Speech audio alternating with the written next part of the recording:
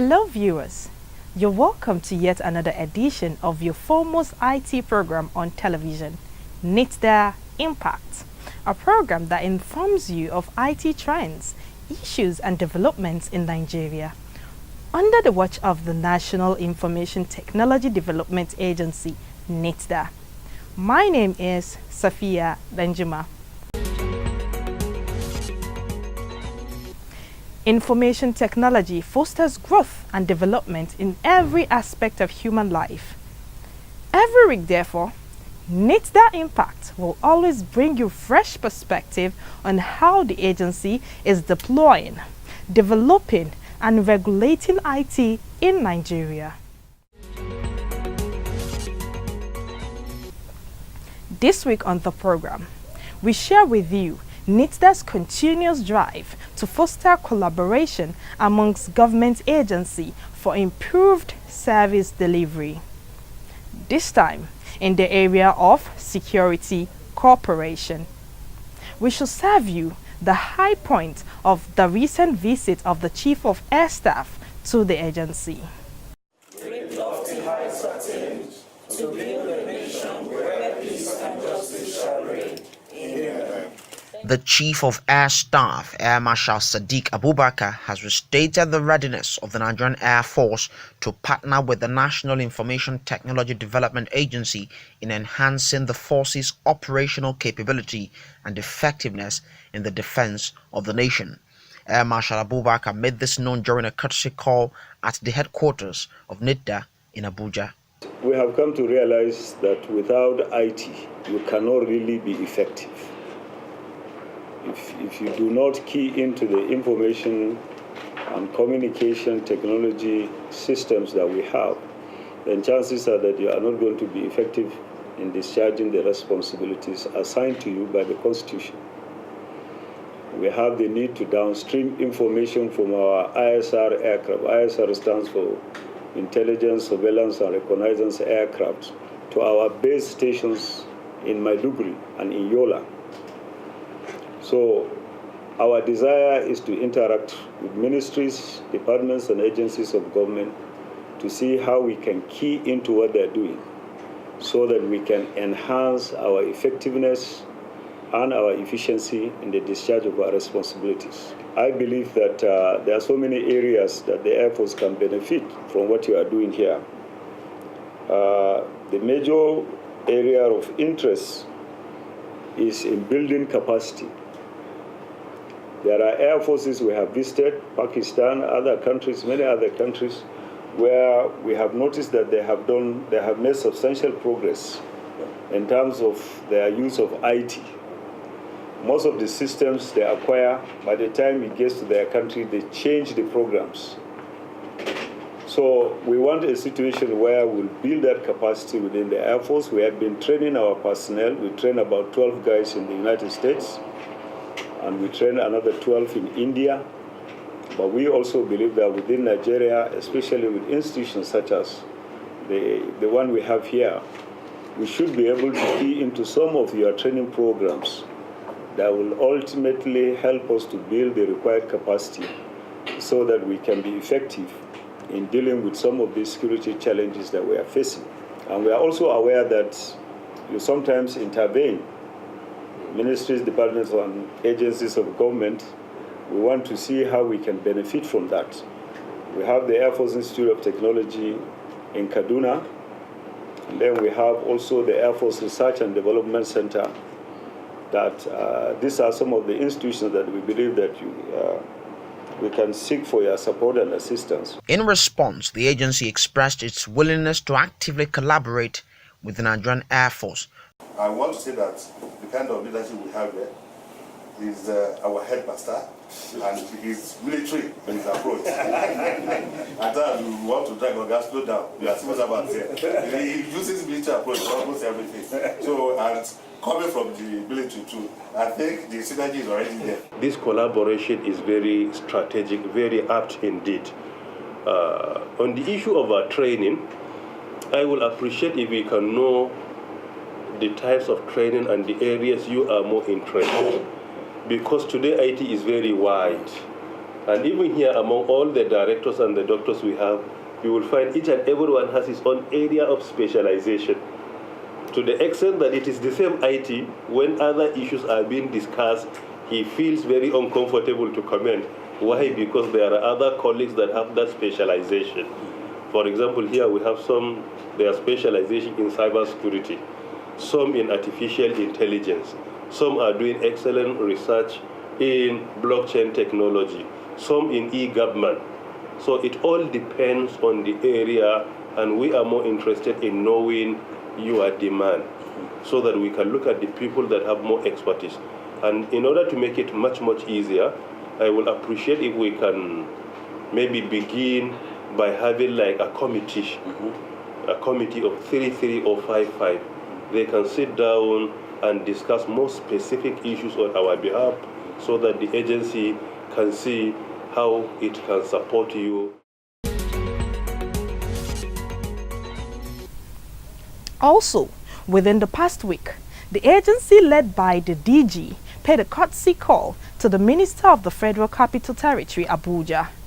The National Information Technology Development Agency, Nitda, has paid a courtesy call on the Minister of the Federal Capital Territory, Malam Mohammed Musa Bello, in order to expedite actions toward the Abuja Smart City project and the digitally compliant Federal Capital Territory. If you look at it carefully, you will see most of the things that are being required in building a smart city are already here in Abuja. So that is why we came here with a proposal of a Smart Abuja. Nitda has a role to play, being the IT developer and IT regulator of the federal government of Nigeria. But most importantly, our brother Malam Muhammad Musa Bello, being the minister of FCT, has a significant role to play. Because among the catalysts of establishing a smart city, they always mention policy and partnership. These two things are very critical. They are the catalyst of establishing a smart city. There must be a policy. Nitda can play a significant role in coming up with the policy that can be implemented for a period of time, some years. Let us see what can be achieved in the first year, then the second year, the third year. What you are doing is on the right track, and every MDA should really support you. We in the FCT are going to support you. All the circulars you mentioned are well known to the bureaucrats because it has been sent here. What we will do is we will implement, and I assure you that FCT administration is always open for your compliance inspectors to come and check. And starting from the 2018 procurement process, anything that relates to ICT or anything that is under either its software or hardware, the FCT as an administration to a very large extent uses a lot of ICT in its work.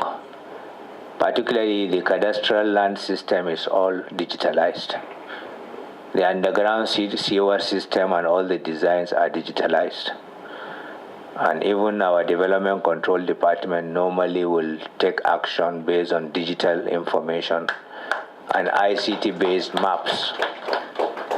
But these are all stand-alone interventions in the various departments. We are trying to work out a system that all this will all collaborate and speak together. With regard to the smart city concept, the advantage we have is all the designs of the roads in the city, especially phase 1, and even some parts of phase 2, and subsequent phases as we develop, were all designed in such a way that they incorporate telecommunication ducts, protected.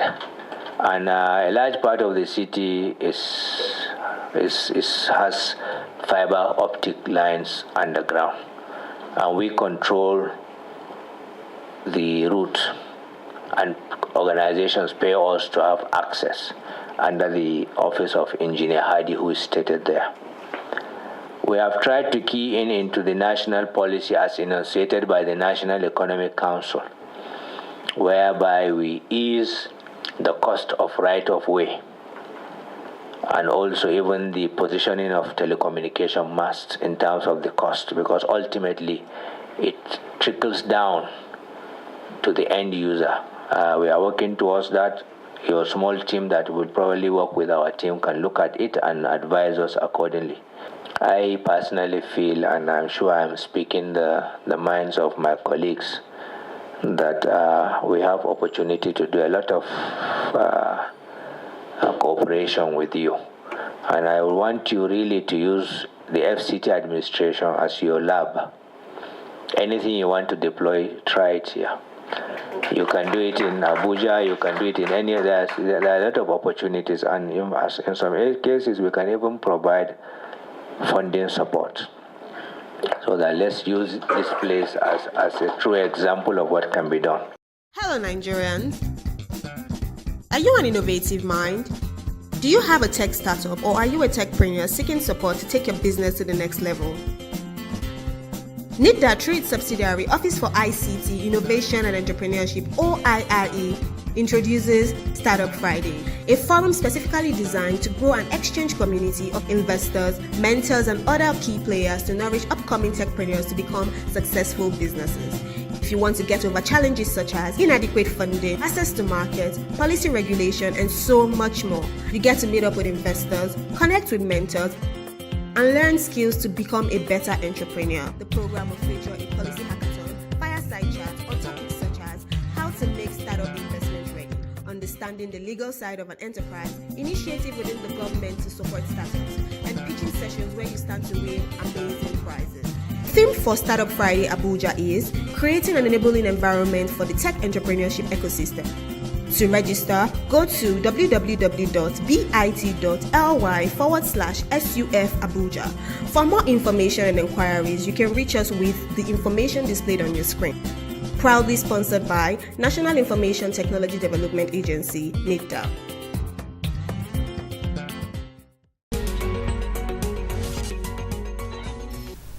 Now we bring you our focus for the week. Nitda is redefining the digital economy in Nigeria.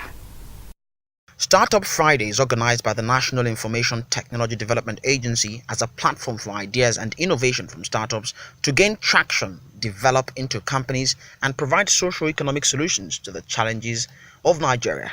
In Startup Friday Abuja 2018, the agency, startups, and the private sector came together to accelerate IT development in the country. The wisdom behind Startup Friday, as I said, is to identify our young innovators, encourage them, allow them to come up with their ideas, and to participate in a competition. If we identify them, we evaluate their own startup, the agency will look into it critically to see how they can be supported. And the reason why we have been doing this is in order to make our country an ICT producer, not just an ICT consumer. In Nigeria, we have around 65% of our population is youth. And 90% of this population are ICT savvy. They are so much attached to ICT, or they are digital natives. They are so much inclined to ICT. So the earlier we identify them and support them, the better for us, particularly in our effort to migrate from resource-based economy to a knowledge-based economy. And because of this, we feel it is necessary for the agency, with all the weaknesses, or rather the shortage of resources we have, it is mandatory for us to come up with some policies that will support the ICT ecosystem, particularly our young innovators and our young population. And that is why we are organizing this event and many more.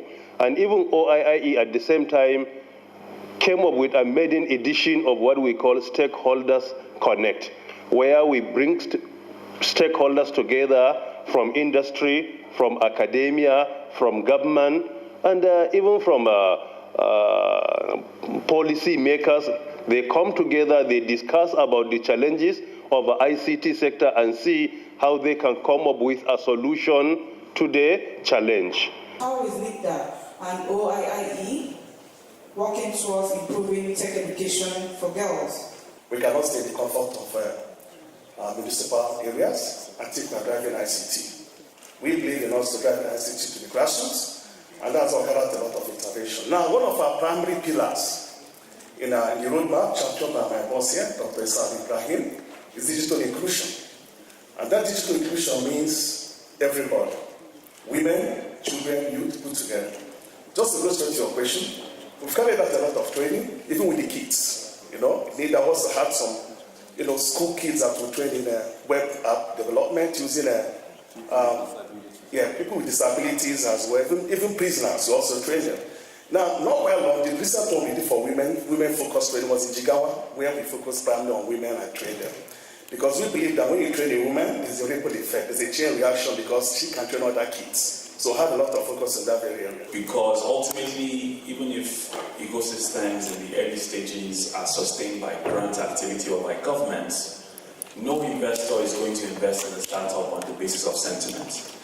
And so I think the first and most important challenge, and I'm very pleased that we have distinguished professors here on this panel, is the level of the capacity of the operators themselves. Your product and all the rest is irrelevant, because if you have the best product in the world that nobody knows about, there's no way anybody can even buy it. But if you have a somewhat okay product but it's everywhere, people will buy it.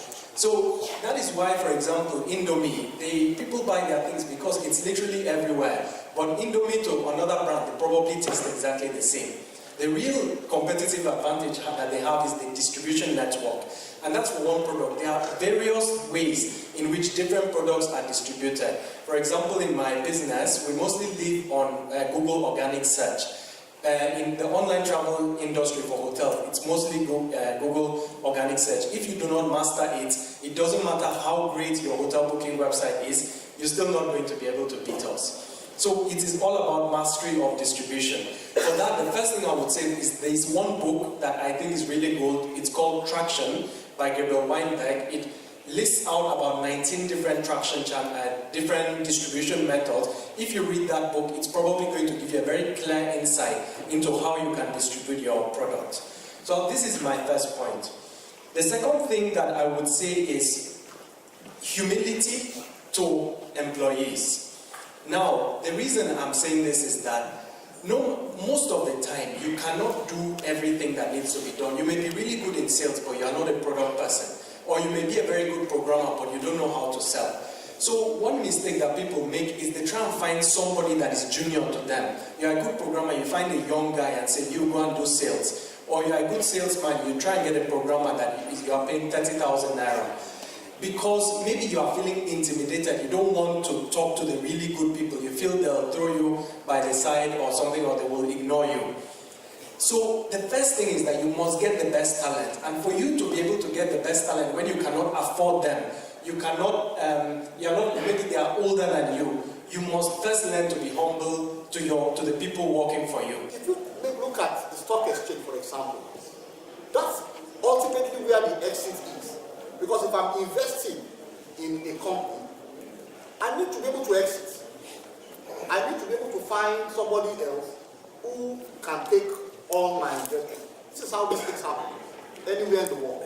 And so these things, there must be situations where we can provide liquidity over various aspects. And while we were there, remember we said this, we tend to celebrate the ecosystem that we hear, particularly Silicon Valley, and that's true. The Silicon Valley business model, very, very successful. An ecosystem that fits on itself and it keeps growing fatter and fatter.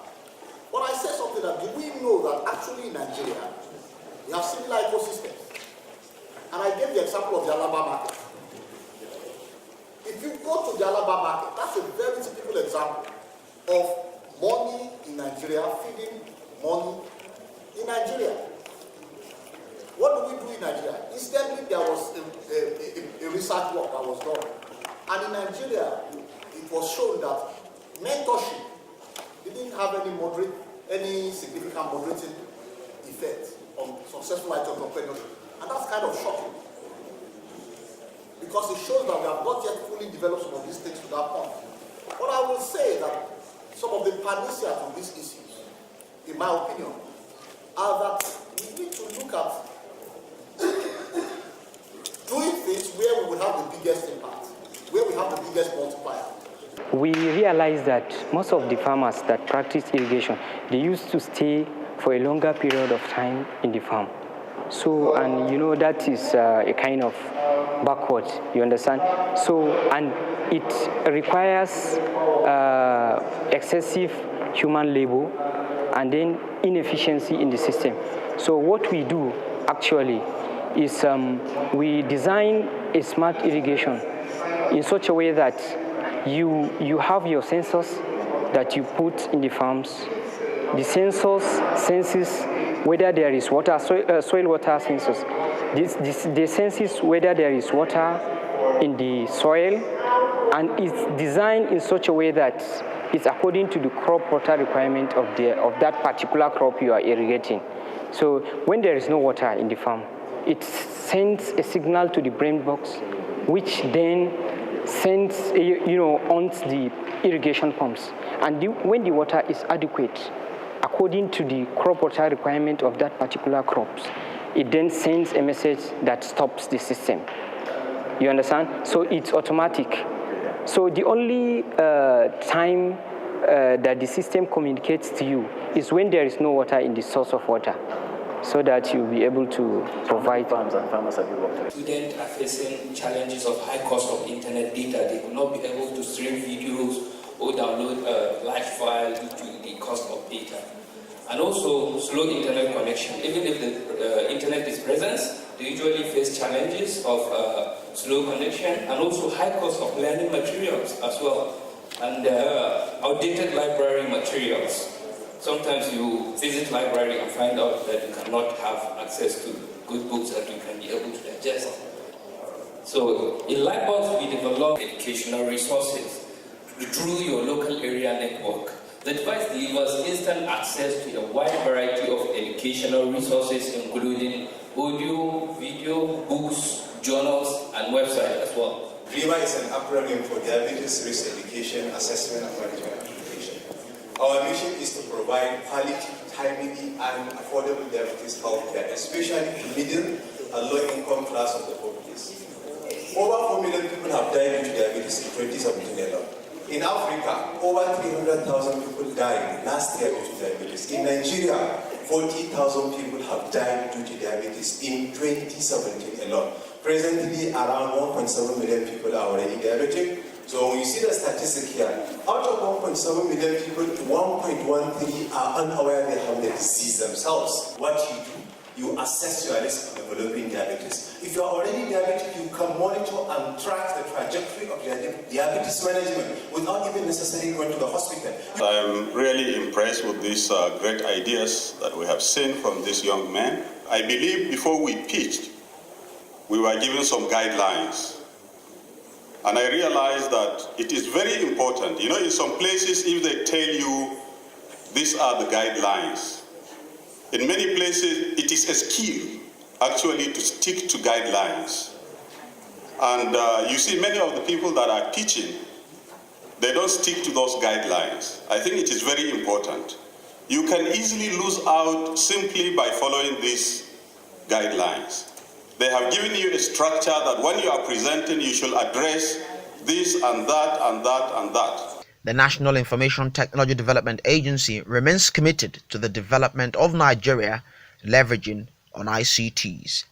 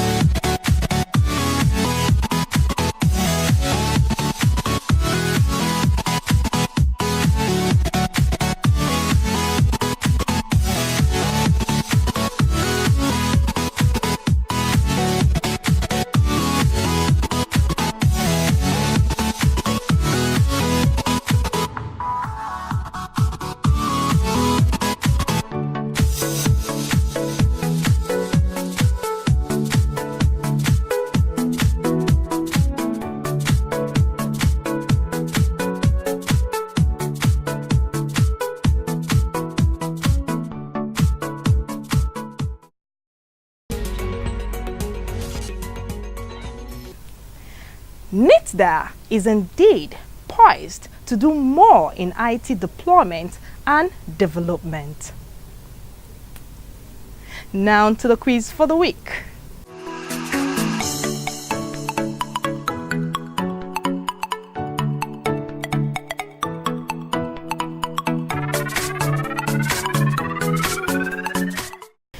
You can please send your answers to the contact details now displayed on your screen. Thanks for staying tuned for this edition of Nitda Impact. For comments and suggestions, please contact Nitda on the details displayed on your screen. Until next week, same time, same station, when we come your way again, stay digitally savvy. And I am Safia Benjuma. Bye for now.